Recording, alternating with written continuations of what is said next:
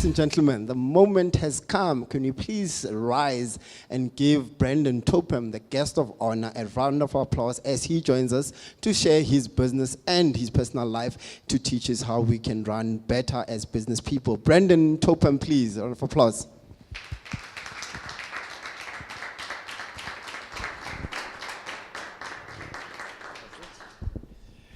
Brandon, how are you? I'm always well, thanks. And you? I'm good. Is the mic working? Yep. Brandon, thanks a lot for agreeing to share an hour of your time, just to go through your corporate experience as well as your business experience with us. I met you in June. I think it was in June, yes, for a very short time. But Brandon gave a very nice chat around, anything but ordinary. And after, him speaking, I saw him being an ideal guest for Startup Grind Pretoria. And, over this next hour, he will actually just, unpack his life and how we as entrepreneurs can, be taught and be advised in terms of the wealth of knowledge that he has, both educationally as well as in the corporate space. Brandon, just to kick off, can you just share a bit, just your background, where you grew up, and how's your family life like? I grew up in Pretoria. I've lived my whole life in Pretoria, and I'm probably going to die in Pretoria. So it's not that interesting. I did spend about 2 years living in England and in Pretoria. 1 week in Pretoria, 1 week in England. 1 week in Pretoria, 1 week in England for 2 years. So I got a lot of air miles from that, but and a lot of expenses. But other than that, nothing. So I grew up in the Monde, and I became an accountant, a chartered accountant. I actually wanted to become a gynecologist first. And I still think I've lost my true calling in life. But I decided that it was too long, studying 7 years or 8 years to become a doctor, and I wanted to get married.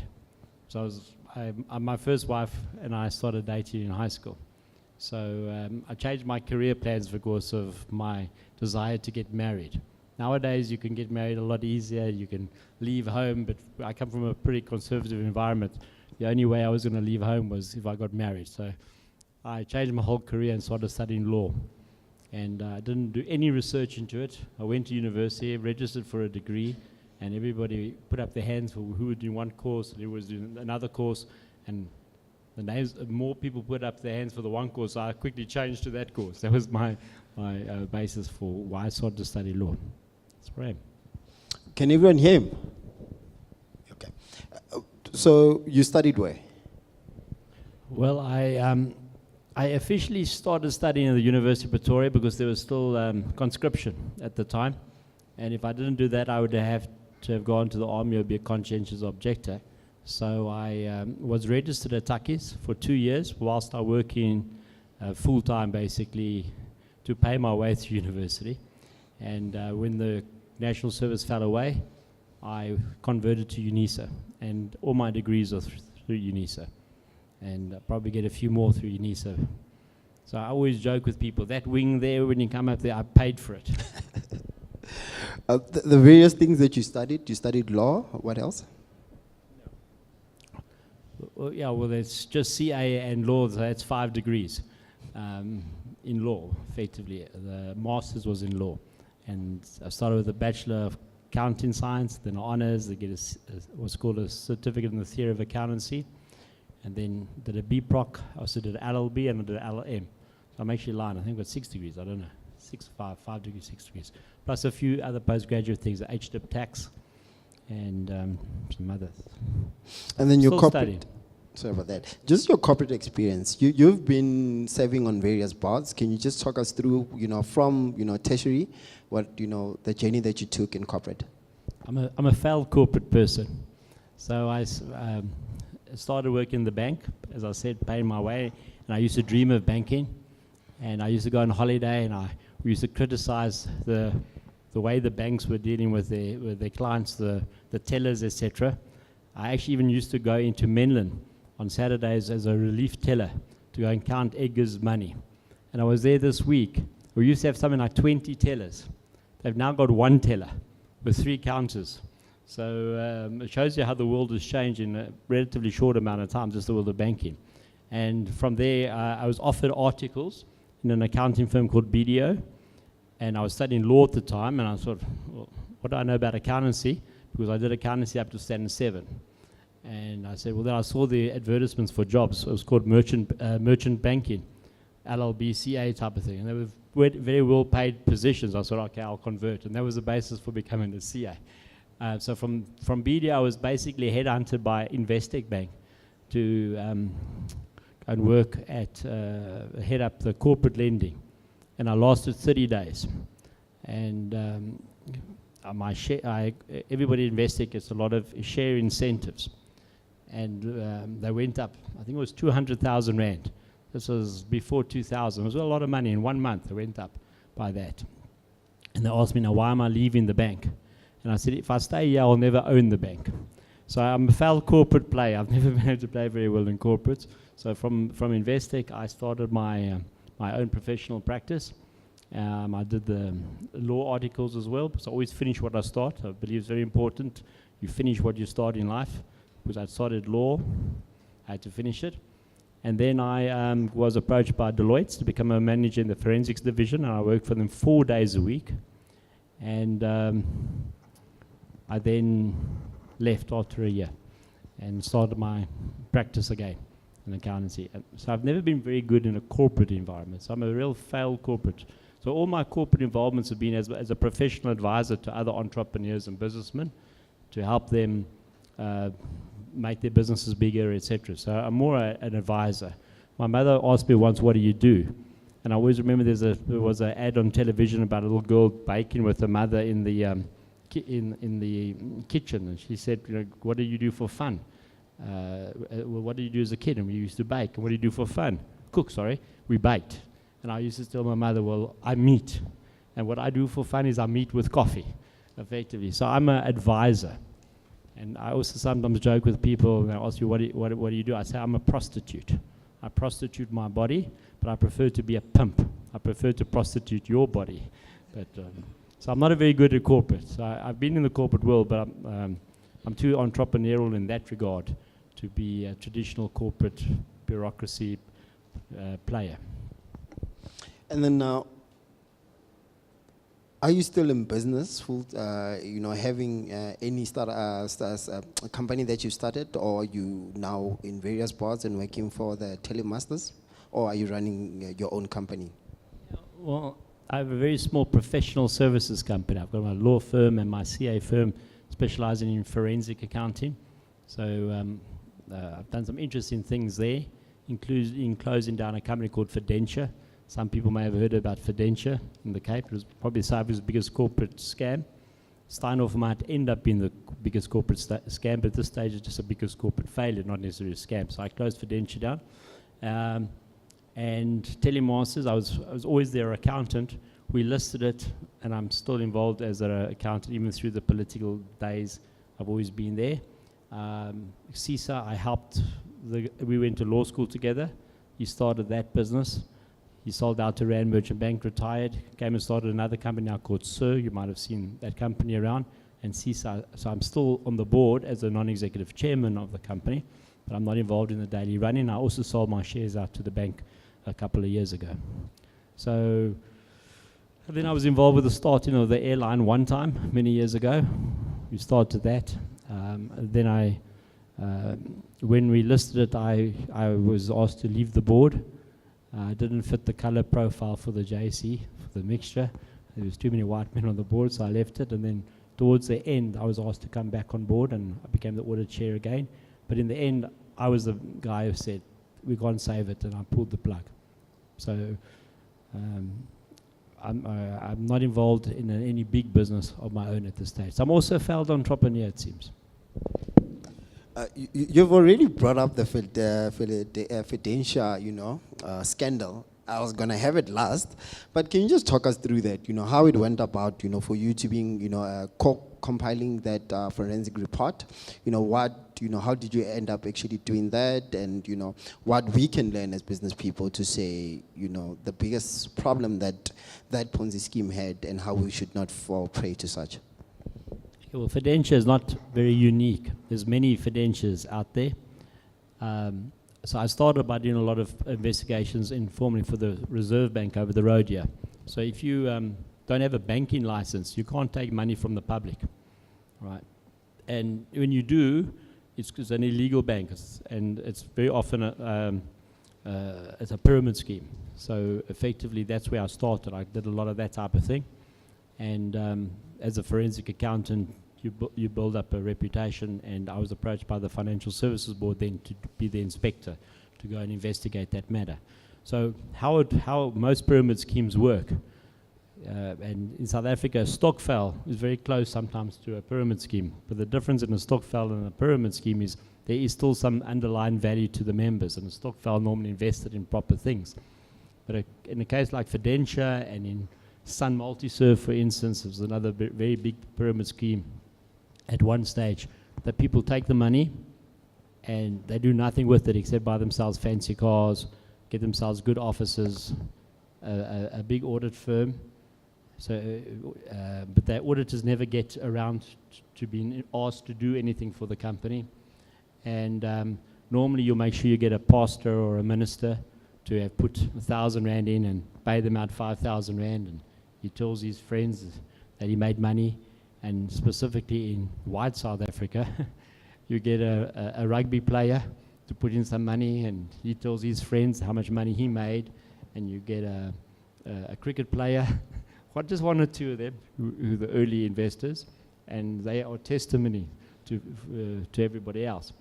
And I always say to people, you can tell a conman from the fact that his offices are normally way too expensive. In the case of fidentia, you walked into these offices and there was a butler with white gloves to pour you a cappuccino, make you whatever you wanted. It was just the best. And they were using children's money, whose parents had died effectively, to put on this elaborate scheme, taking money from the public. And so always watch that. If the offices are too fancy, if there's a Bible on the table, and if it sounds too good to be true, it is too good to be true. Unfortunately, now in South Africa, you've got the what's now called the Financial Sector Conduct Authority, the old FSB. If people aren't FIRES registered, if they not have a banking license, you're stupid. In fact, you're not even stupid. You deserve to lose your money. You're greedy if you put your money with that type of person to invest it. So this is what makes it difficult for an entrepreneur to get money. And when I was going to do my doctorate at one stage in how to raise money from the public. And I want to entitle my book, How to Raise Money from the Public Without Selling Your Soul or Going to Jail. I stopped doing it because I realized it's impossible. You effectively can't in South Africa. Has anyone been involved, paid money into a Ponzi scheme in here? You've never? Everybody's going to bit it, yeah. You have the designation of a chartered director. Yeah. What is that? It's quite a new thing from the Institute of Directors. So in theory, good corporate governance, which is theoretically the buzzword in the world in the last 15, 20 years, you need directors with the right level of knowledge and experience to basically prevent a Steinhoff happening. That being said, many of the directors on Steinhoff actually were chartered directors, so it's a very good example to let everybody know that a board can never protect a company from direct fraud. So no matter how good your board of directors is, it's very difficult to protect it from one or two individuals that have fraudulent intent. So it's a designation like CASA, but issued by the Institute of Directors for people that have gone through a few layers of examinations or other way to show they've got the knowledge, as well as amount of experience on boards to show they know what they're doing. So in South Africa, for instance, you've got the PIC, and you got people pointed onto some boards that you probably wouldn't want to leave with $1,000 to look after. And so some of the ideas is that at some point in time that you wouldn't be able to get an appointment in certain boards as a non-executive director unless you had some qualification. So you need a qualification to be a medical doctor, you need a qualification to invest people's money. Shouldn't you have some form of a qualification to watch over their money in the form of the corporate governance role you play. So that's the idea where it's going towards. And then, being in various boards, when it comes to the business model, which you also had, in your companies, what was the best business model that you worked with, or in any business, or is there such a thing as having a business model that is ideal? I think every organization, business organization, let's talk of that from that point of view, needs a different style for its different phases in life. So an entrepreneurial business, a startup business, needs a very confident, arrogant, big boss. Once that business has grown to a certain point, you need a guy that can play nicer with other people, because you now have to create a team environment. So the style of leadership will change effectively. And then when the business starts to sag again, because all businesses will go through cycles, you probably need a more aggressive CEO type of role again. So that's as close as a business model, as I say, exists. It's more the leadership style that's at the realm of that business. In fact, most businesses that I know that have done well had no business plan. So the first thing they'll tell you at most business schools probably is set up a business plan. That's definitely no, I've never had a business plan for any of the businesses I've been involved in. I lie, actually, one time I had a business plan. And that business plan said it goes bankrupt at $33 a barrel. He went bankrupt at $105 a barrel, the oil price, or something like that. So it doesn't, I think at the end of the day, it's about the raw energy and drive of the entrepreneur involved in running that business, which is far more important than the model or the business plan. That being said, I'm a big supporter of a man called Stephen Covey and the 7 Habits of Highly Effective People, which I believe you can apply to any aspect of a person's personal life or in leadership or in an organization. And there you always, one of the 7 habits is start with the end in mind. Right, so that's, so it's always a good idea to have some kind of a plan as to where you're going. And then first things first, so another principle is probably jot down what you need to do. So even though many successful businesses are made without a business plan, it's probably a very good idea if you're going to waste your family's money or your own money, because you're not going to be wasting anybody else's money, to maybe think about it a little bit and get some other people's opinion on it. And then you've been involved in politics. With the current political power here in Pretoria, you were a mayoral candidate, and you're currently serving as a councillor for the Democratic Alliance. How did you move into politics, and what motivated you? I think it's a long story. So it's in your nature to be involved in this type of thing. And I never realized that I was at my 30th reunion the other day. I was going through the school magazine. I was involved in public speaking. I was involved in the debate class. I was involved in all the signs of politics. And I would never have thought at that point in time in my life I was going to be a politician. But after school, I come from a very poor background, effectively. And you can't get a job in any world, really, purely based on your talent. So it's really about, you need a leg up in life. So it's always generally a friend or an aunt or somebody that knows somebody that puts in a good word for you. And I realized this at an early age. And I said, well, I know nobody.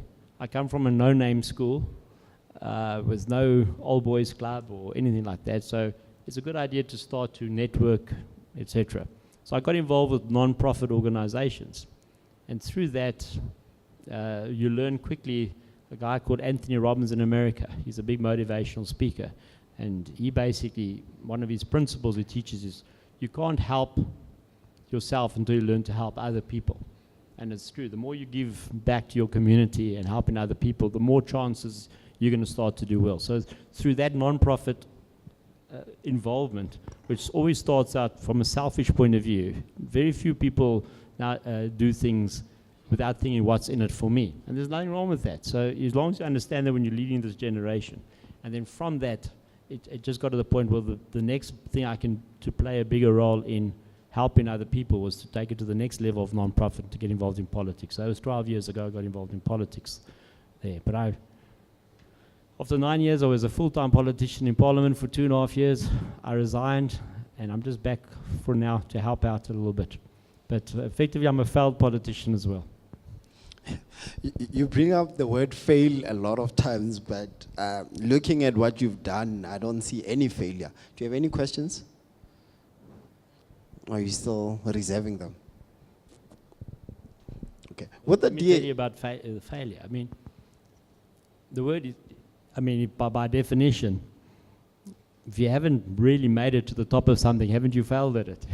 Okay. So, Edison basically always used the example with the light bulbs. He didn't fail with any light bulbs. He just learned how to make a better light bulb going forward.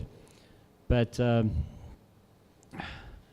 for me, I see it all as steps in a journey. When I stood for the mayor, I think in 2011, I thought everything I learned up to that point was preparing me to run a city like this. I'm so glad I didn't make it in 2011 as a mayor, because there's so much I realize now that I wouldn't have known back in 2011, which would have been an issue. So, and one of those, you heard my little presentation on anything but ordinary. And one of the principles of people that live extraordinary lives is you never arrive. I've never met anybody in life that says, I've got enough money, I've got enough success, I've got enough happiness. You always move on. So no matter how well you do in your own mind, you can always do better. So you're always a failure in your own mind, moving on to try and do better next time. But when you compare yourself to somebody else, yes, maybe you've done a lot better comparatively. But I think most anything but ordinary people are always competing with themselves or their competitors that have done better than themselves. So. And then when it comes to financial management, the importance of it for SMMEs, because a lot of people are in business and we don't even have bookkeeping. Okay, so yeah, that's probably one of the experiences I have picked up in life. Is I am convinced that most businesses fail because of a failure to consider their financial records. Once again, most businesses that have made it haven't worried about the financial records. And then 4 years down the line, they got to make a plan very quickly because the revenue services on their back, etc. But in hindsight, most of them will say they would have made it much better, they would have made it quicker, and many people that have failed will probably not have failed had they had a grasp on their accounting records and their management of their finances. And there's really no excuse nowadays not to have your accounts in order. You don't need to be an accountant. In fact, FNB if every bank account you go to the FNB, you get free accounting software. It's all online and it's absolutely free. I have something like 50 business general ledgers that are running on FNB for free. They basically do your books. And I've taught with a train driver the other day, and he's still doing the books for one of the non-profits I'm involved in. It's a small non-profit. It's got about R1 million income a year in it. So it's not massive. But I basically taught a retired train driver to do the books of this organization. So there's no excuse in the 21st century not to keep your accounting records basically up to date, to know are you making money or not. Because it's not in business. People think it's about the revenue. And still today, if you do the MBAs, I think one of your friends, Herman, is doing his MBA, etc. It's all about how big is your business you're involved in. It's not about how big your business is on a revenue basis. It's how big your profit is. So one of my mentors taught me at an early point in time is that revenue is vanity and cash is sanity. So it's what about how much cash you put into your bank account that's important, not how much revenue or sales you make it. And many big businesses make big mistakes because it's about this vain attempt to make them the biggest in the industry or whatever the case might be. So always know whether you're setting something at a profit.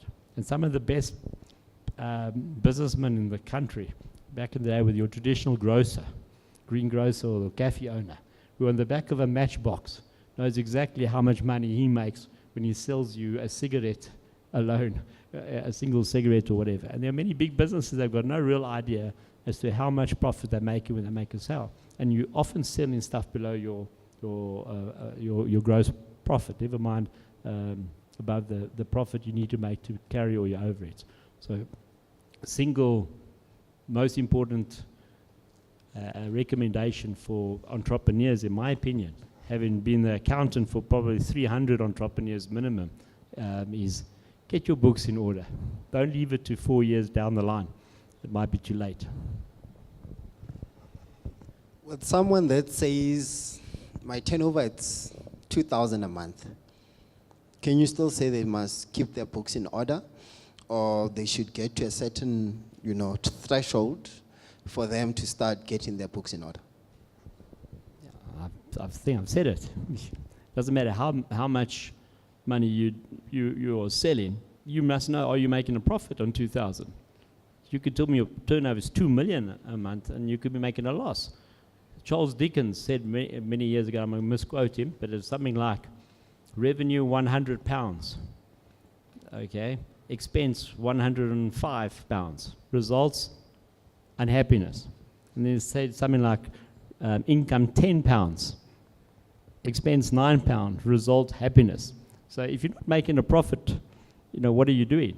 It's easy to go and start a business giving away your product for nothing. You're not in business, you're a charity then. So even if you're 2,000 Rand, the smaller your business, the easier it is to keep track of it yourself. And in fact, one of the principles of anything but ordinary is you got to learn to walk before you can run. And if most entrepreneurs don't have financial training, in fact, I'll tell you about that now. The more qualifications you got, the less chance you got of ever making money in life. Okay. So how else are you going to learn when you got a 2 million Rand revenue per month, whether you're making money, etc.? So at 2,000 Rand, you can learn the basics, so that by the time you get to 2 million and you've got a bookkeeper, you understand what this bookkeeper is talking to you about, because there's a 50% chance that bookkeeper is going to steal from you in any case. And if you don't have an idea about the basics, how are you going to know that something's not right? That your bookkeeper's lying to you, that you should be making 20% margin, but you're only making a 10% margin. How would you even begin to figure it? So from that point of view, 2,000 Rand is important. I'll tell you the other story now if you want to know. Please, do tell us. Okay. So entrepreneurs are stupid people. I didn't hear that. They are stupid people. How so? Okay. And there's another saying that goes with entrepreneurship, is ignorance is bliss. When I started my first accounting practice, I think I was 22 years old or something. I knew everything. I was scared of absolutely nothing. I took on clients from PwC. I took on clients from Deloitte. I could tell anybody. I could do anything. I know everything. Now I'm scared. I'm extremely scared because I now know what I don't know. An entrepreneur doesn't know what he doesn't know. And an entrepreneur generally goes into things blindly, just believing in that. The more you know what can go wrong, the more you know why you can't do it legally, etc. And that's why very few people with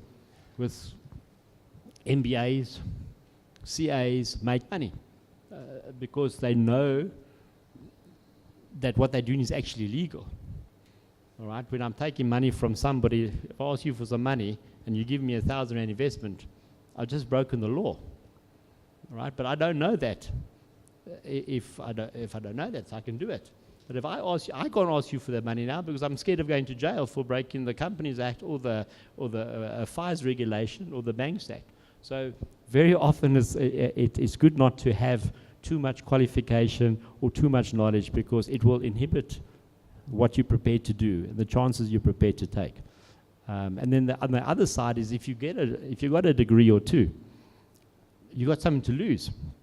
So my biggest problem in life has been I've had lots of choices, too many choices. I could take this job, I could take that job, I could do this business, I could do that business.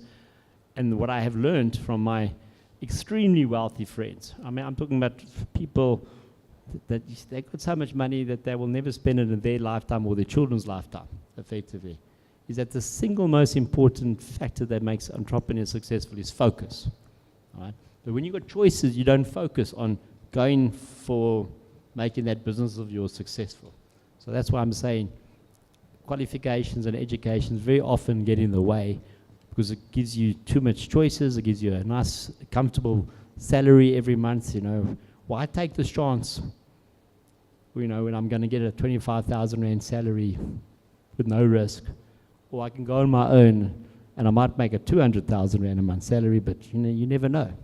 And so very difficult for somebody who's got something to lose to put it on the line, whereas somebody that's got nothing to lose. And if you look at some really successful stories, it's because they've had nothing to lose. They just went out and made it happen, that pure drive and hunger. Then there are other cases, yes. It's good to have family money. It's good to inherit a lot of money.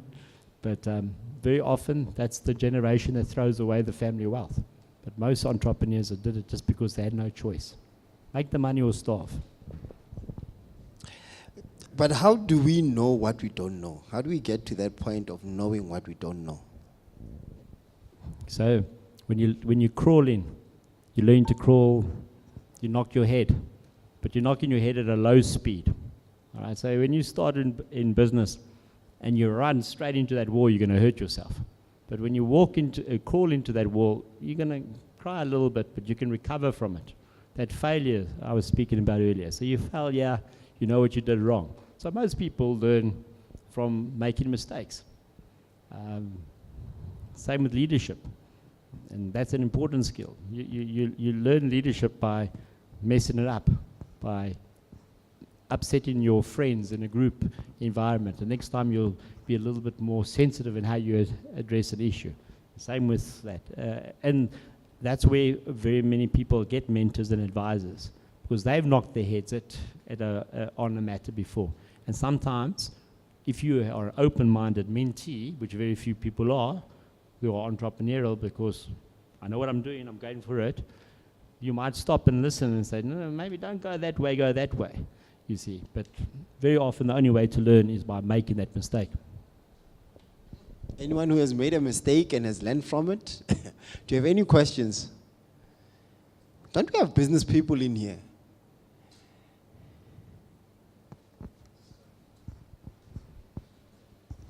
So I just have a quick question. So I'm just curious, you went into corporate, then you started your practice, then you went to corporate and started your practice again. So what draws you back to being an entrepreneur, especially since you're well educated, you've got all these degrees. You're telling us, that the theory behind it at least is that, you should not actually be going into entrepreneurship, but you tend to do that. What's driving you in that direction? I don't think I'm going back into corporate ever really. I'm at the moment about to go back into a bureaucracy, not a corporate, but that's for another reason. I think you can be an entrepreneur in a corporate environment. And in fact, that's what most people should aim for. I was saying to Herman outside now, many people want to be entrepreneurs, but very few people should actually ever be allowed to be an entrepreneur. So from the traditional point of view of actually running their own business. So I've always, even when I was in Deloitte's, for instance, I only worked for them 4 days a week. You know anybody else that worked for Deloitte's 4 days a week? No, it doesn't happen. And what was I doing the fifth day? I was looking after my own professional competitive practice. But it was Mickey Mouse compared to Deloitte's practice, so they didn't mind, effectively. If you're a small business, you often do work with a bigger business. So in that case, my practice was I did work for Deloitte, and they want to bring you in. And same with Edward Nathan. I was with ENS, the largest law firm in Africa at one stage. They pull you in, and you subcontract to them, and eventually they want you for your CV or whatever the case might be. But so I'd say I've never been a corporate player, purely because I'm not prepared to play the political game. And I'll say this also, if you want the worst advisors in the world, get an advisor from a big firm. Because very often they're the mediocre people. There are exceptions, okay? But they're the mediocre guys. The guys that couldn't make it on their own, that rely on the brand of a big firm. And traditionally there was a saying, let's say, whoever got fired for employing KPMG as my advisor, right? Whatever. There's always the black swan that comes out somewhere along the line. So very often, this is the game I know. I'm a professional advisor, so I'm speaking about Deloitte, but it could be anything. You know, it could be Sony or whatever corporation. The same concept. They very often play the political nonsense. They will suck up to the corporates, so they will, to the bigger bosses. They will spend the 7 years doing this, and they'll get promoted to this level and then that level, etc. But they're never really ever going to shoot out. If you want a really good advisor, very often go for the guy, the John Herman and Associates, or the whatever the name is, the guy that's prepared to go on his own. Very often, the entrepreneurial guy who can't work in that corporate environment. And then now, big companies have boards, board of directors. So if I'm a startup, is it important for me to have a board? And then how do I go about actually having that board? Because someone is saying, I'm making so little turnover, why do I need a board? Just the importance of having a board of directors, can you just share that? So I am a believer in this, having got into this corporate governance area. I've seen the benefits. So it doesn't matter, and specifically I've done a lot of family business consulting. Businesses that pass from one generation to the next. It's my dream is to have a family business that I can pass on to my grandchildren. It would be wonderful. I think that's really not failing in business, when you actually pass something down. So even if you've got a small business, it doesn't. You should strive to get yourself a board of directors, or even if you've got a family business, it's called a board for the family business. Specifically in the case of a family business, it's very important to have outsiders to sort of make decisions, that it's not just the oldest son that's going to take over the business. It could be the oldest daughter because she has more entrepreneurial ability, or whatever the case might be. So a board of directors should then in that case be seen as your personal advisors, your mentors, effectively. So you don't necessarily have to set them up as directors at the company's office initially, because there's risk to them, etc. But it doesn't stop you from having a meeting once a month with 3 or 4 advisors. And very often in most small businesses, one of those advisors will be your bookkeeper, your accountant type of thing, because you have your discussion with your financial figures. It could be your lawyer. And then you could have 1 or 2 friends that have done a little bit in business, just to help you look at the problem from a different angle, to potentially give you other points of view, and also maybe help you from knocking your head against the wall by accident. So even if you're a small business, I really believe that it doesn't hurt you to have some form of board of advisors. Maybe it's not a board of directors, but set up a board of advisors. And you can remunerate people in many ways. I've sat on a few boards in the past where people have given me 1% or 5% of their shares. I've never made any money really out of that.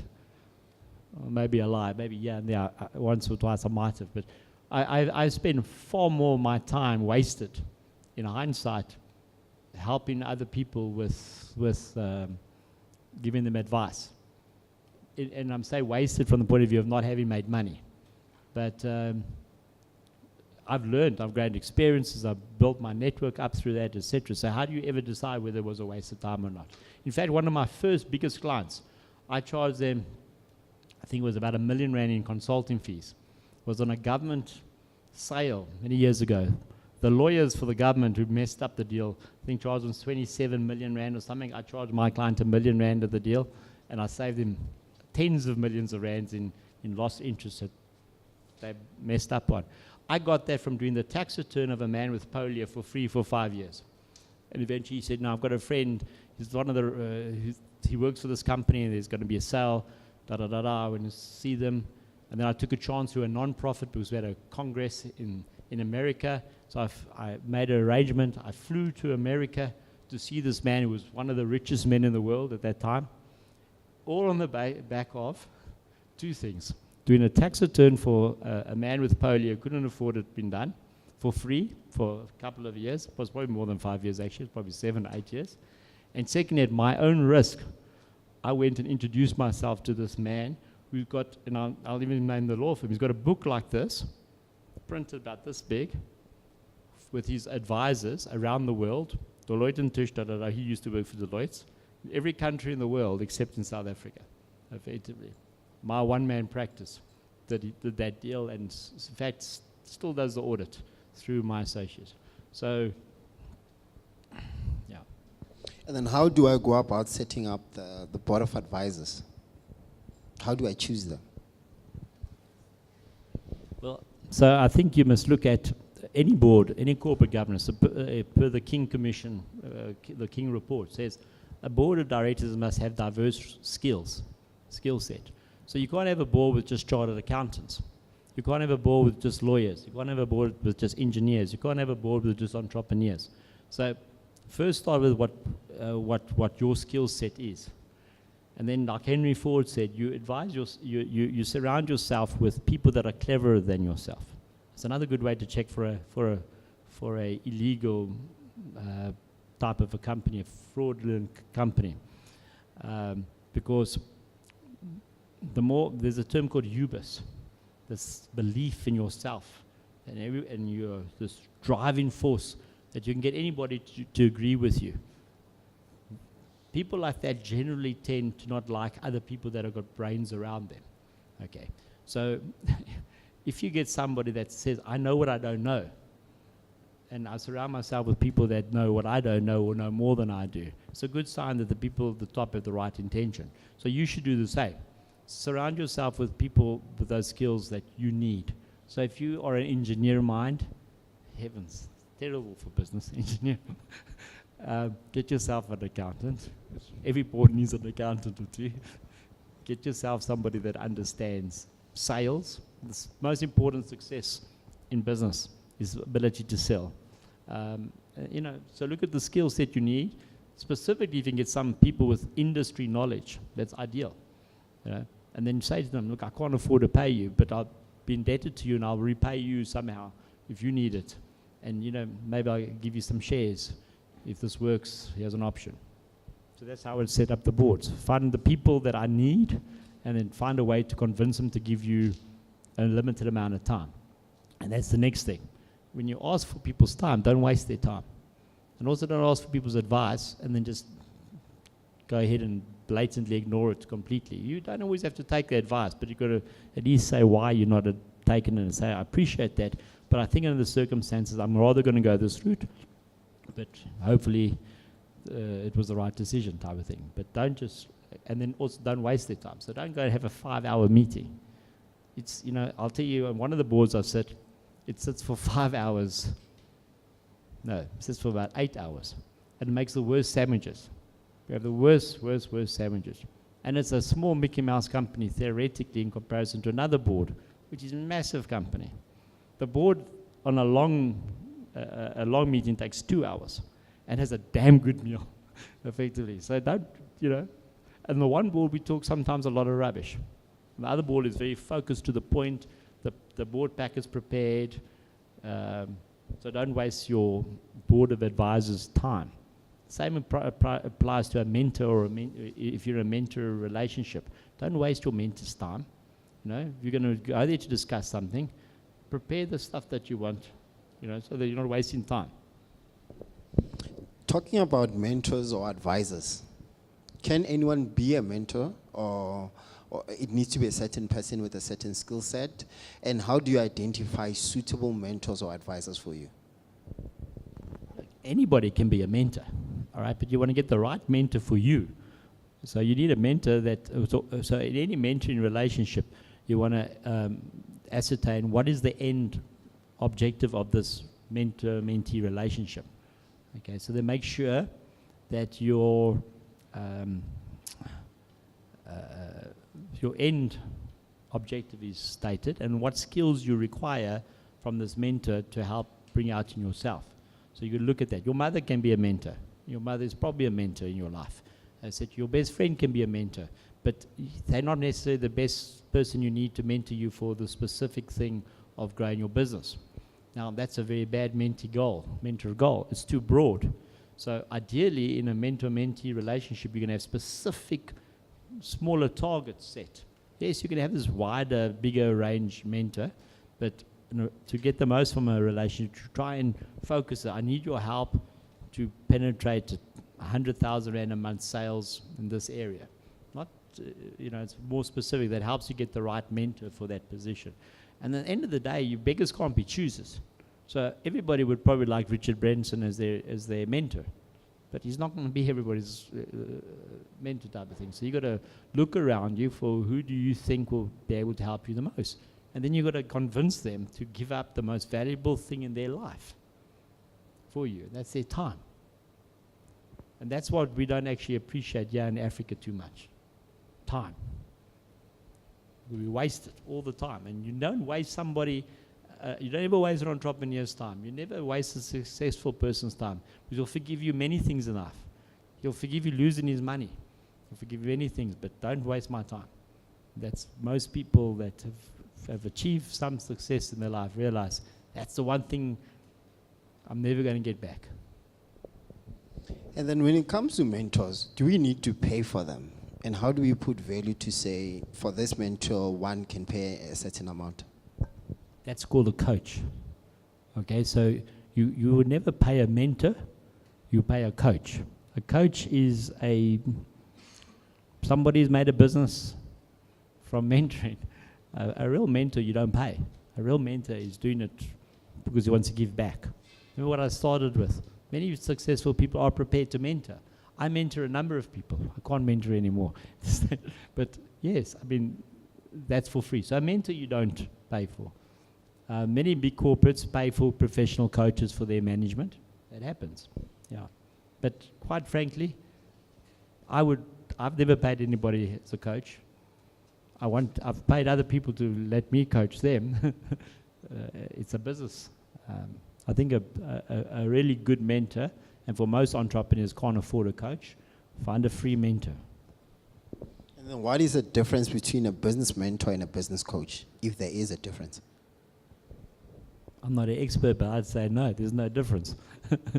What's in a name? I mean, people can make, specific in the IT industry, and many industries, very fancy names for very basic things. You mean a network point? Okay, they come up with funny terminology. At the end of the day, it's maybe, no, I have no idea. Ask a business coach mentor what the difference is. Maybe Boneni might help us. Before we get into the Freemasonry, do you have any questions?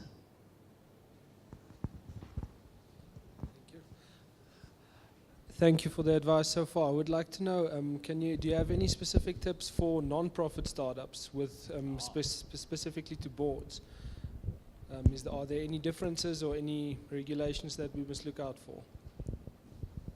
My favorite topic is non-profits, and I consider myself to be a non-profit expert, quite frankly. And my doctorate one day will be on leadership of non-profits, and specifically the topic is going to be on volunteer leadership. So I still maintain that you can't lead people that you pay. You don't lead people necessarily that if you don't do what I'm telling you to do, I'm going to have you court-martialed, other things. So the true essence of a leader is in a non-profit environment. In South Africa, we've always taken a very voluntary approach to non-profit organizations. And if you look internationally now, it's completely the other, has moved. I'm a member of the Institute of Chartered Accountants in England and Wales. And they've got an entire specialist division that deals with banking, that deals with insurance, that deals with attorney firms, that deals with non-profit organizations even. So it gives you an idea of how professionalized non-profit organizations have become worldwide. So it's moving towards running a non-profit like a business. Just as I believe that you should run a government like a business. That's why I actually got into the politics in the long run and said, well, there's no difference between the city of Tshwane and Anglo-American, effectively, in how you do things. The city of Tshwane has got to look after people that are less fortunate than the average citizen. Just like a good corporate citizen, Anglo-American, has to have a corporate social responsibility program, all right? But both of them cannot function if they don't make a cash profit, correct? All right, so I think that's the most important thing to understand. There's no difference between a non-profit organization and a profit organization in how you run it. The only difference is in the one you're paying people very often, a lot more than you are managing to get away with in a non-profit. So ideally, you want to get a situation like many non-profits in the world. I mean, your Red Cross, your Greenpeace, many non-profits, they pay salaries to people working for them. But you've got to see it in that light. It's a business, and you must make a business-orientated decision. That being said, the advantage with a non-profit is there's normally a vision that you can get people to sometimes buy into. So same with a political party. A political party is a non-profit organization by definition. And people will very often work for that political party for free because they believe in the vision, or they will work for a reduced salary, effectively. So a good and what is leadership? In my opinion, leadership is about helping people see the vision of an organization or the world, not as it is, but as they would like it to be. Who said that? That was Jack Welch. Sorry, I'm not going to misquote him, but he said it. Jack Welch said it. And I believe it's probably one of the best descriptions of what true leadership is. To see an organization not as it is, but as it should be. So in a non-profit, you still that idea of what you're trying to create, to try and help people to, and you lead them there, and then they give of their time or their passion more freely. So, but other than that, people make the mistake by trying to run a non-profit as a volunteer type of thing and making decisions that don't make business sense. So even in a volunteer organization, what is our objective? What's the most resource or most efficient way for us to achieve that specific objective? And another pet hobby of mine, one of the organizations we're involved in is the JCs, the Junior Chamber International. And we often tell people that come into our non-profit organization, this is the vision as we see it. This is what we're trying to do. In case of JCs is develop young entrepreneurs, entrepreneurial things. Then they come here and the first thing we get them to do is go and help an AIDS organization. And the next thing we do is get them to go and paint a SPCA building or something like that. So what we tell them and what we show them are two different things. And very quickly people say, I'm sorry, I really want to be involved, but I'm just too busy at work at the moment. They will never tell you, but I didn't sign up for this. I signed up for that and you're giving me this. So make sure you give people what you tell them you're going to give them in a non-profit. Same in business, sorry. You go and say, I'm going to sell you a BMW and then give them a Volkswagen. They're not stupid. Not going to buy their car next time.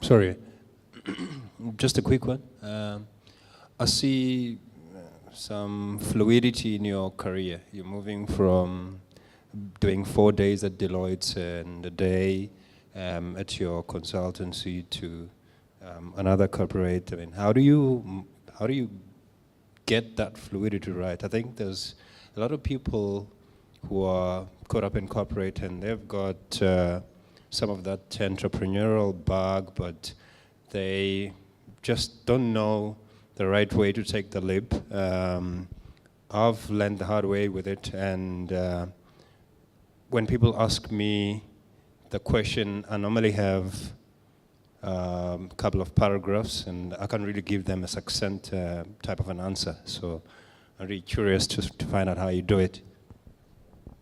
So the starting point is I've never really worked for a corporate. I've always worked for an entrepreneurial company or environment. So for instance, I've always said, what does a full-time financial director, CFO, do in a company 5 days a week? You know, so that's a very expensive thing, a 5-day-a-week chartered accountant. And most entrepreneurs say, I'm not paying you 5 days a week at your rate. You must be out of your mind. But I'm prepared to give you so much. So as a starting point, I've said, all right, that'll buy you 2 days a month. I'll come work for you for 2 days a month, fixed. So from my point of view, I've had a lot of retainers. And I've never done one thing in my life. If you look at my CV, it's very summarized. But at any point in time, I don't think you'll see me on one board. I'll be on 7 different companies at the same time. And a lot of it, you won't even see it because I'd have been invoicing it through my other company from a more tax-efficient basis for doing work for them. So don't go to Discovery and say, Discovery, I want to work for you 3 days a week. It's not going to happen. They're a corporate now. But if you were around the founders of discovery many years ago, you might have got away with it. So you've got to just choose your thing. That being said, I've made many sacrifices in a corporate career, opportunities-wise. I could have stayed with ENS. I could have put up with reporting to a board of 7 lawyers type of thing and been one of 400 employee directors of the company. It was my choice not to do it. It had a very nice office overlooking the Michelangelo Hotel. Came with very nice salaries and very nice overhead commitments that were keeping me in the office till 10, 11 o'clock every night, 7 days a week. I made the choices not to do that. So you got to choose where you go. So I very often, there's a need, people, entrepreneurs want a CA in their company, for instance, or whatever it was me, but they can't afford me 21 days a month, but they can afford me 4 days a month. So that's been how I've managed to get a lot more experience. That I often say, I've sat on almost every industry. I've been involved in mining, I've been involved in insurance, I've been involved in almost everything. And it's built up a very big level of experience for me because I made the certain right choices for what I wanted, the life I wanted. Stephen Covey again, start with the end in mind. I will tell you right now, I have the best life in the world. Okay, I don't have any stress in my life. I work a couple hours a day, etc. I'm waiting. I'm treading water at the moment for the big job that I'm going for. But it was a conscious decision I took. So if you don't go and ask F&B that you want time off to go and start your own bank on the side. They're not going to do that type of thing. So you got to make the right choices on that point of view. So now, Brandon, what is the Freemasonry? Freemasonry is just one of many organized non-profit organizations I've been involved in. But yeah, people seem to enjoy it because it's had a lot of conspiracy theories around it. Effectively, Freemasonry is probably the oldest organization in the world, bar the Catholic Church. So, and we've been around fighting for certain principles for many years. So we are a charity, but at the core of our charity is teaching certain principles to our members. And yes, we don't want to rule the world, we want to change the world. We want to make the world a better place through our members by inculcating certain values in them. So when we talk about a non-racial world, we take it for granted in the year 2018. But in 1960, I think, maybe even a little bit later, 1970, if you were a white Jewish man, you would not have been allowed to join the Pretoria Country Club to play golf. Okay, so I'm just trying to show you how bad it is. So they formed what was then known as the Wingate Country Club, for instance. All right, now we're not even talking about black and white here, we're talking about white and white. In the 1920s, a Muslim person and a Christian person just weren't going to go to lunch together type of thing. Masonry has been about that for hundreds of years. So we were the principles of Masonry were bound probably the French Revolution, all men are equal. We were definitely very much involved in the American Revolution and the principles that have given rise to modern day democracy and liberty. So as an organization, at our heart, we believe in ethical, moral values, and ethics is a new term as well, a modern term, but it's been around. What goes round comes round. You don't cheat people. That's the type of principles that we've been teaching. But most importantly, that all people are equal, regardless of what religion you belong to or what race you may have been born into, effectively. So as a result of that type of principle at our core, we have made many fundamental enemies over the lives. If you look at Ireland, they went to war for how many years? About Protestants and Catholicism. You know, the world, the war in Europe was fought between Christians. Never mind people of different racial groups, etc. And when you, in your very nature, believe that all people are equal, and you shouldn't be divided because you happen to call Allah my God and you happen to call Jehovah God, and etc. And that's why we've become quite controversial over the years, because people like to divide on that basis. And yeah, and let me go a little bit further. So yeah, in South Africa, what very few people know is that Parliament was built by the Freemasons. So the cornerstone was laid by the Freemasons, just like in Washington, Washington through the cornerstone. There's a Masonic ceremony to start a new building, etc. In fact, if you park in Parliament, you're parking on land that was owned by the Freemasons to this day, effectively. And most of the first members of the Cape Colonial Parliament were Freemasons, which were the liberal thinkers of the time. Okay, you got to always judge people also in the world they lived. So the coloured people had the vote in the Cape in the early part of this century, etc.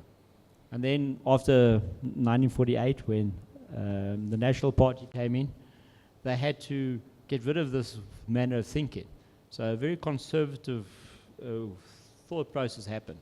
And through the what is then called the Broederbond, the church of the time, they basically set the message out there that, for instance, Freemasons are devil worshippers, etc., just to put the pressure on this liberal thinking. And that was one of the factors that helped bring about apartheid in South Africa. And so the liberal-minded, for the time, whites in South Africa that were Freemasons were pushed out of positions of power, making it easier for the National Party, for instance, to come in. And what is the perception here in South Africa regarding the Freemasonry? And a couple of years ago, when you were running for mayor, there was that talk that, the Freemasons were trying to take over the Pretoria government. Can you just talk around that? Well, firstly, there's a few rules in Freemasonry, the very, very few. You cannot be a Freemason unless you believe in God, the Creator. Okay, this is one thing. And two, when you're in Masonry, you never speak about religion because it divides. If I'm a Catholic and you're a Protestant and you're a Jew and you're a Muslim, it could be an issue. So even if you go to modern-day Israel, there are Freemason Muslims and Jews and Christians that will meet as brothers. That's where we're a brotherhood. Okay, and the third thing is you cannot ever speak about politics. You cannot discuss anything political, etc. And that actually comes from as a result of the French Revolution, because the head of, for instance, the English Freemasonry it was always the royal family, and now they had the French Revolution and they chopped off the head of the King of France, for instance. So they changed and they brought in this liberalism that really existed hundreds of years ago in the organization. I said, no. You can never, ever do anything in Masonry that's political or is against the government, etc., etc. So that's why it's a bit of a nonsense story. But Winston Churchill, who happens to have been a Freemason as well, he said very famously, my opponents are sitting there, my enemies are behind me. So if you know how Parliament works, you face each other, the two sides. And you must admit, when you're in politics and you stand in, you've got enemies. So the best way to do it is bring out the best conspiracy story in the world. And I always say to people, well, yeah, that's great. You believe in the boogeyman as well, I believe. If you believe in Freemasonry as Illuminati, well then you obviously believe that the boogeyman exists. So go for it. So it's just, I think most people understand it for what it is. It's just, and also from a media point of view, what you must understand about the media is the media will only ever publish what is interesting and sells newspapers. All right. So if you want to look at any coverage of politics down in Cape Town, for instance, there's a lot of good work that happens, but the only thing you ever hear about is the controversial stuff. So it's a wonderful thing. Politics and a boogeyman story, it will always carry. So yes. So being a member of the Freemason, has that helped or contributed to your career? Not one single bit. There's no doubt about that. Look, remember, I only became a Freemason probably in 2006, personally. Most Freemasons that I've come into the organization now, in Pretoria, for instance, I brought them in. They're friends of mine. They were in politics, for instance, those that were politicians, long before they became Freemasons. I bring in people that I meet that have the same value system I do. They're open-minded philosophers, free thinkers. So anybody who wants to be a Freemason, you just come up to me and say, I want to be a Freemason. And as long as you can tell me you believe in God, and unfortunately, I'm going to get hit now, as long as you're a man, okay? I'll say, you're more than welcome. But understand, and one of the interview questions we give you when we go through it, there is no personal benefit. You're joining this organization because you question for information, knowledge, understanding, and to help other people. But you will never benefit from this organization directly. That being said, just by knowing somebody can potentially help. People do business. When you talk about business, you do business with people that you've got a relationship with, that you understand. So the company, Telemasters, as an example, the guy who founded the business is not a Freemason, okay? He was in Junior Chamber International with me. And he was the chapter president, like your organization, yeah, it could be you. And through many years of myself working with him, in a non-profit free environment, giving him my time, we got to know each other. And when he needed an accountant, he came to somebody he knew, and he trusted from doing this free service and public thing. And that's how I got into my that position, through that type of, through an association, a relationship that I built up through a non-profit. And Freemasonry as such, I know a lot of people through it. So yes, it probably can, maybe it has helped me some way, somehow, okay, but not officially in any way. And one of the ethical principles you learn is that you must always do what is morally correct. It might even be legally right to do something, but if it's morally wrong, then you don't do it. You know, the little time that I've known you, you're big on people joining, various organizations, which boils down to being part of a network, like the Freemasonry. What advice do you have for us, with your experience to say, how do we become better business people? And, the importance of joining various organizations, not only Startup Grind, but like the JCI? Okay, so in another non-profit I was involved in, Rotary. I ran a program here in the Pretoria area called RILA, the Rotary Youth Leadership Award Program. And that brought a lot of young university students together, and we taught them leadership skills. At the end of that program, I realized I was wasting my time, because most of these kids, you can't teach leadership or help develop leadership skills in people that cannot communicate. And that's when I got very, very involved in the Toastmasters, another non-profit organization.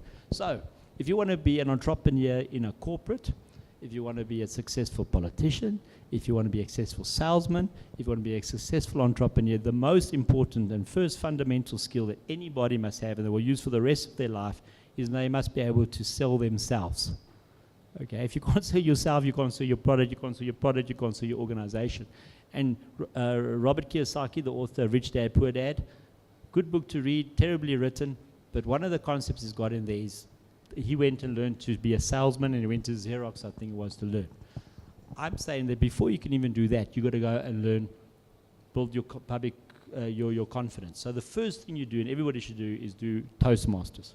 It's a very cheap non-profit that helps you become a better public speaker and helps you better think on your feet and gives you that confidence to have a conversation with somebody. Once you got that, the next step is to develop your sales ability. Not everybody can be a good salesman, but if you can't sell yourself, how are you going to get the job to make a difference? How are you going to get the bank to think that we can trust you, etc.? So from that point of view, everybody's got to learn to speak, and then they've got to learn to sell themselves, their organization, or whatever. And they go hand in hand. You cannot sell if you can't communicate. So the best organization to do that is Toastmasters, JCs, and then the next step I touched on it earlier was the networking. The more people you're networking with, when you want that board of advisors, when you want somebody to help introduce you to somebody to sell a product to, or whatever the case might be, you need a wide network. So the more places that you are networking in to find potential mentors, to find potential advisors, helps you. So I joked this last interview I went on an interview the other day for a really high profile position. I said 40% of my time at the moment I'm spending in non-profit work, effectively. So, and it's non-profit, but it's all networking as well. So potentially, you never know. Somebody here tonight might lead me to another break. that I might need to develop my whatever career I'm busy working on. Maybe when I know what my end is in this regard, I'll get there. But at the moment, I know what I want to do in the more 5 to 10 year plan. As we're getting ready to close, is there any questions?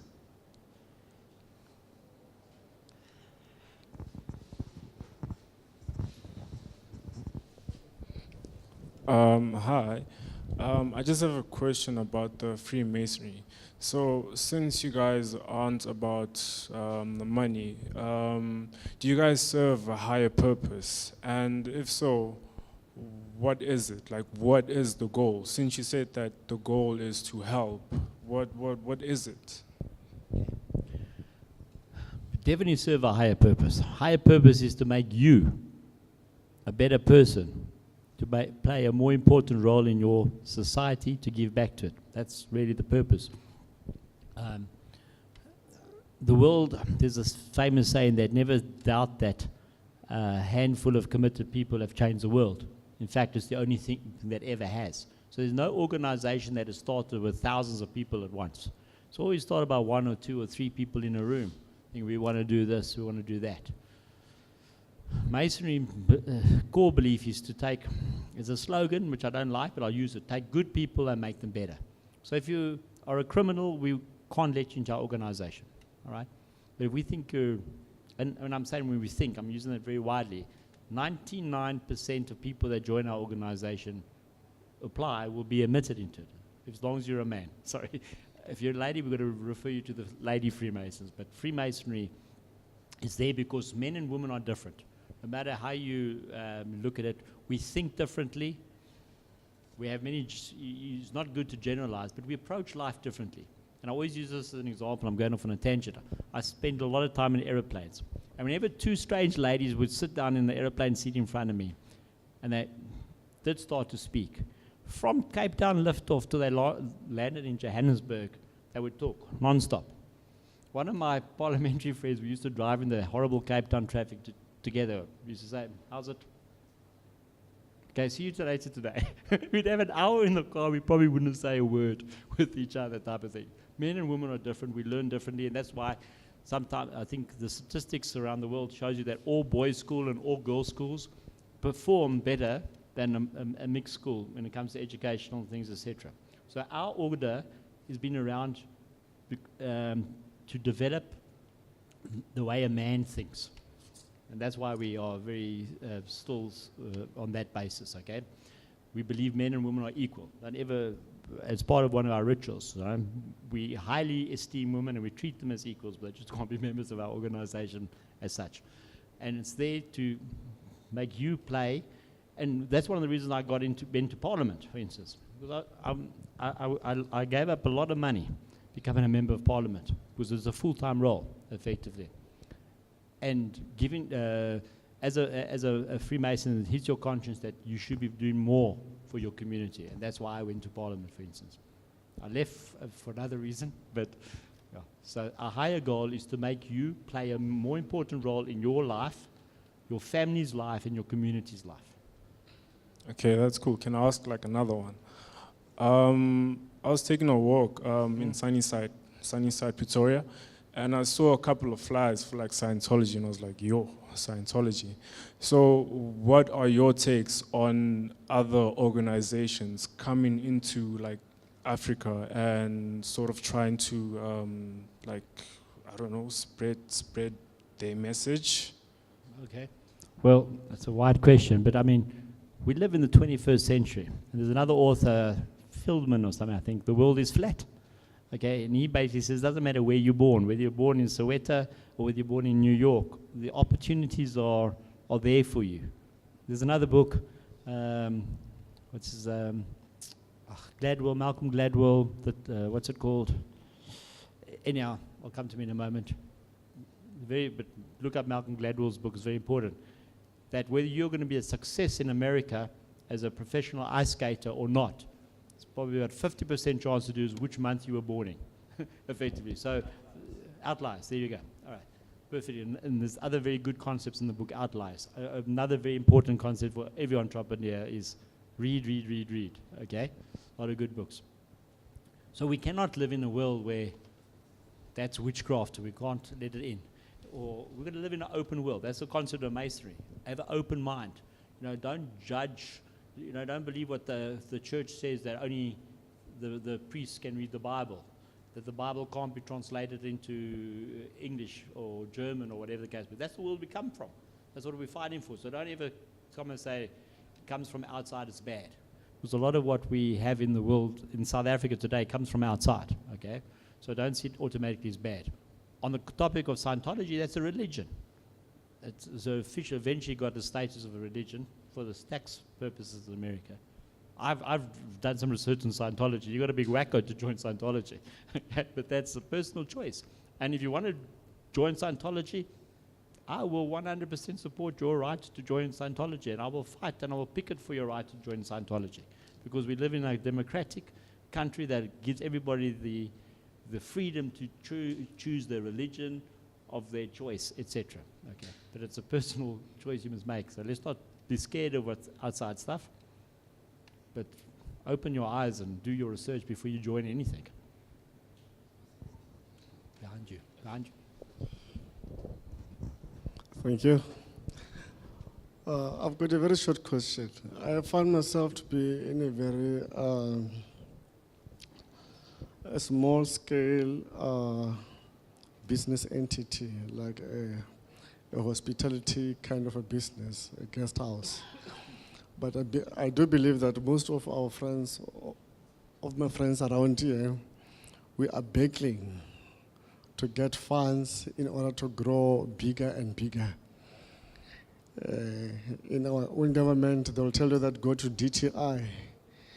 But that's where you're going to be moved from pillar to post to get what you really need to get to run your own business. Because you'll fill in these forms, you'll attend these other courses of CEDA, you'll do so many things. But the most important thing, even a mere 60,000 rand, for you to get it, you'll struggle a lot. Now, my question to you is that, are you linked to some other funding structures or organizations, people like us, if maybe I need funding to extend my own business, so that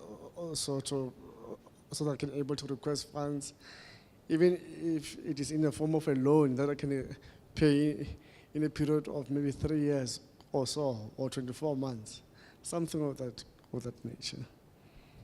Thank you.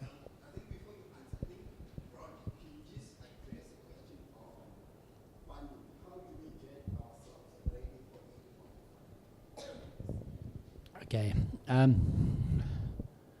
So I managed to start my business with a personal overdraft of 5,000 Rand. My rent was 10,000 Rand a month back then. Okay, so just to give you an idea, it was an overdraft based on the salary I was earning at Deloitte. Okay. So there's theoretically 4 sources of funding: friends, family, and fools. Okay? Those are your 3 Fs. Friends, families, and fools. So only a fool generally loans money to somebody else. That's the common thing.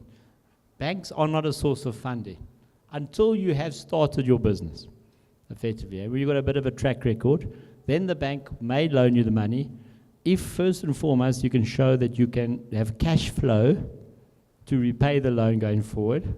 And then secondly, obviously, is there security for the loan. So it's not security first. So I've actually been with a client to the bank that's had millions of rand in assets, but they wouldn't give him the loan because he didn't have a source of income to repay the thing. So never believe just because you've got assets or security that you're going to get a loan.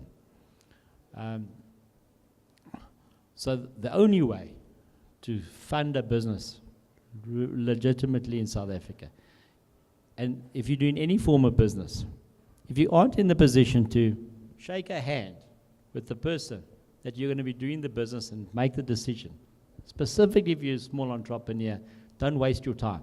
So don't go to Discovery and try and do a contract with Discovery to sell them this great product that's the app that you've written that's going to run their medical aid. very efficiently. You're not going to get to the decision makers in under 2 years. You'll be bankrupt long before then. Don't go to a government and ask government for money. You're probably going to have more chance of getting money from Discovery in 2 years than from the PIC in the next 20 years, type of thing. All right, that's the cold facts of. Don't do business with government. And even if you get the contract to do business with the city of Tshwane or the city of whatever, they're going to pay you if you're lucky. A year down the line, you're bankrupt by then. That's the reality. It is improving in South Africa, but so when you want to do business with big corporates or government, you've got to be big to start off with, and you've got to understand you need a lot of money behind you. We don't have angel funders in South Africa. It's a reality. We don't have a developed enough market. So asking for angel funders, it really doesn't happen. The only way you get money from people. I loaned money to a friend the other day. You know how much money I lost? 4.5 million. I made a little bit of money. I loaned it to a friend, a good friend I knew from high school. I'm 47 years old now, so you can work out how many years I know the man. I lost it. I then got sued by Cecil for a suretyship that I signed. Again, I'm a lawyer, I should know better, right? But at the time, I signed it because you can't do business with Cecil unless every single person involved in the business signed suretyship for another 3.6 million after it. So I don't loan money now to anybody.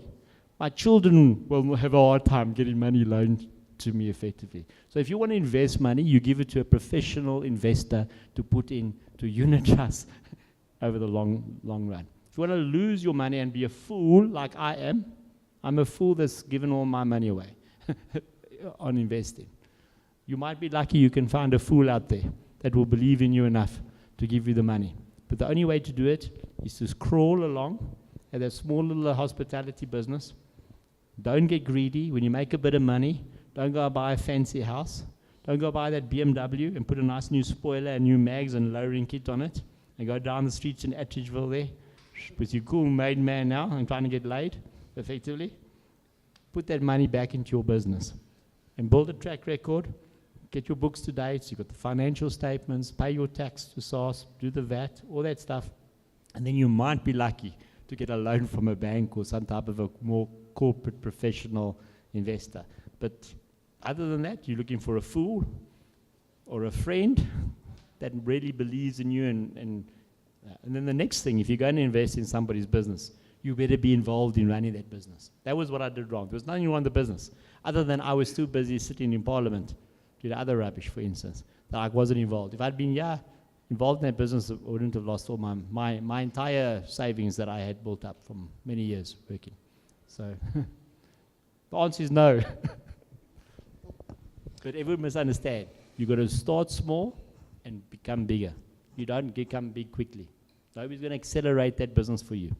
And when I heard you speak that time, you said something very similar. And that's what I liked. Because very few people will give you the cold reality. And I can tell you this, from really working this whole province, politically, speaking to young people, old people, everybody is asking for a loan and investment. So if you want to attract my attention, you've got to be a young guy like Darian. Darian, can I use you as an example? Darian I've known now for a number of years. He's the hardest active work in non-profits, dedicated. He has a doctorate degree. Darian, where do you work? I don't. Darian is unemployed. If I'm going to help anybody, I'd help Darian right now. Because he's built a track record, a relationship with me over time that I believe that this man will, if he gets the right thing, he'll do it. I don't know you from a bar soap. I'm not trying to say, you understand what I'm saying about relationships. Get involved, make friends, build relationships, and prove your worth to somebody. You might get lucky. But there's no easy way in South Africa or even America. It's basically the same wherever you live. Brandon, we need to close now. Just for the last 2 minutes, can you just give us some parting shots on the prospects in terms of business in South Africa, with people not wanting or stopping to look for shortcuts, and people must just not be ordinary, nothing but the ordinary. Okay, Rockefeller, I think it was Rockefeller who said it, no, Rothschild said it. When there's blood on the streets, that's when you must be buying. It's quite a famous saying. I always point out to other friends that it never said buy a house in that street and put your family in it, okay? But that's when you should be buying, when there's upheaval. So there's a lot of opportunities in South Africa in this upheaval. There are certain political views right now that don't like foreigners. For instance, the banks are owned 50% by foreigners. We must get rid of that. Now, you want to talk about lack of funding, let all the foreign money leave the country and see what happens then. We won't even have an economy. So hopefully those fundamentalists that don't understand anything about the free market or the fact that money is round, and my grandmother always used to tell me as a kid, money was made round to go round. All right, so if you do stupid things, money will walk away as a country. So hopefully politically, we do the right things for money. You do stupid things, money will just get up and go. And then you can't start a new business if there's no money for political things. So there is opportunities. Don't focus on the big things. Don't come up with a new idea. All right? As one of my mentors once said in a presentation like this, I think every month there's probably new patents filed in every patent office in the world, a pile of paper from there to there minimum. And maybe one might make money. All right?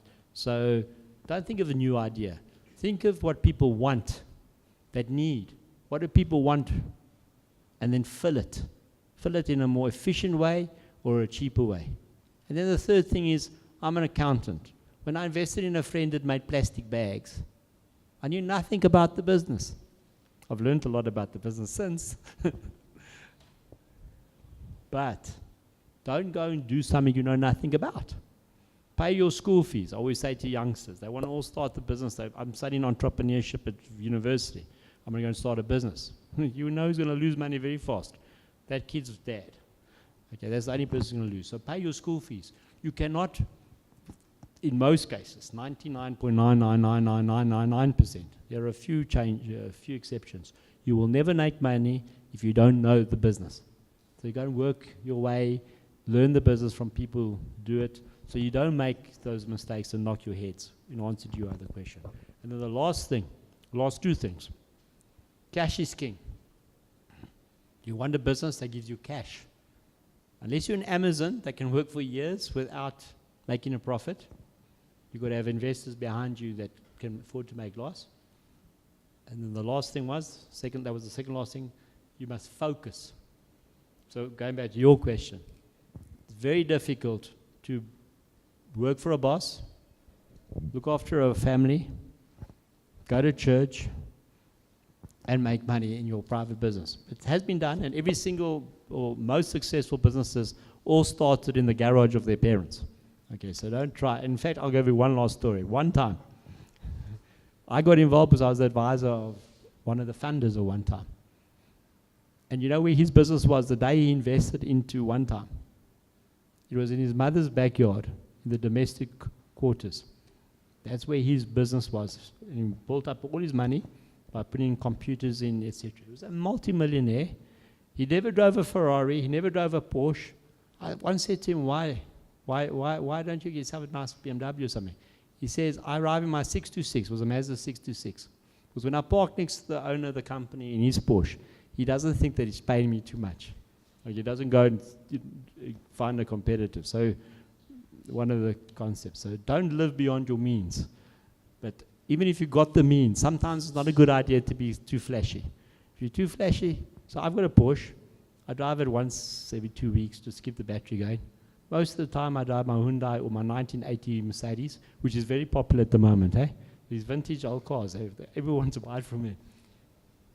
You don't want your clients to think that they're paying you too much either. So keep that balance in life. Perception is very important. And then maybe the last one. Sorry? It does come from anything but ordinary, but Aristotle Onassis, he was very poor. He came through the Greek Civil War. He became one of the richest men in the world. He was the richest man in the world. When Jackie Kennedy died, he married her. When John Kennedy died, he married Jackie Kennedy, one of the richest men in the world at the time. Started a shipping empire. And he used to hang out at the local restaurant where the merchants worked. He got a job as a waitress to get himself a tuxedo, made friends with the barman, and when he ordered a martini, he got a glass of water with an olive in it, okay? Sometimes you must fake it till you make it. So don't come and ask a guy to invest in your business and you're looking like badly dressed. But at the same time, don't come pitch up in the latest Louis Vuitton outfit type of thing and expect me to invest in your business either. Because he's going to think, all you can do is waste my money and put it somewhere else. Sorry, I know we've got no time, so that's it. A lot of ideas. Yeah, never enough time with you. Brandon, thanks a lot for coming out. A little token of our appreciation. We honor you and the time that you're spending with us. We really, really appreciate it. I hope you will be joining us as we're moving on to do a workshop where you can actually spend more time to impart the knowledge, to a room like this full of entrepreneurs.